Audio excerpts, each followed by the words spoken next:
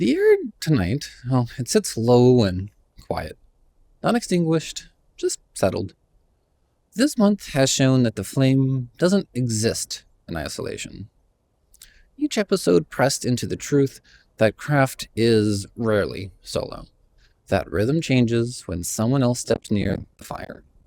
We moved from working beside the flame, to sharing the hammer, to recognizing tension and alignment, to letting another hand shape the heat. The hardest lessons weren't about cooperation. They were about control, and what happens when you stop needing it. The ember stirs, the morning calls. Curiosity moves through it all. You're joining me on the Ember Walk, where curiosity meets motion. I'm David Dysart. Together, we'll take a few minutes to step through one idea that shapes the craft of enrollment. Collaboration isn't consensus. It's precision through proximity. You held strikes together, even when they were off-tempo. You let sparks rise without flinching.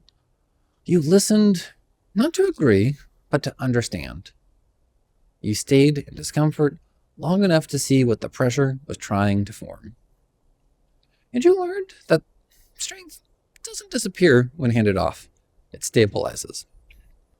What holds now isn't energy, it's integrity. You don't need to command the forge. You only need to remain close enough to feel where the heat is moving. Sometimes you'll set it, sometimes you'll step back and let someone else raise it. Both are part of the craft. As this chapter closes, stand beside the flame without gripping the tools. Notice how it holds on its own. Notice how your presence affects it even when you're not striking. Notice that the fire between people is often the most sustainable. In the next chapter, we're not going to remove pressure. It will require different discipline. The hammer returns to your hand, but now with the awareness that you never swing alone. What happens from here depends less on force and more on how precisely you calibrate intention before action. Walk out of this forge without carrying the heat yourself. Let it stay there. Let it be shared. You'll step back in soon with a clearer motion. And that's the close of Chapter 2 of the Ember Walk. The forge stays lit, the work continues, and tomorrow you return not to prove anything, but to make something that holds. The forge is yours now. Go make something worth the heat.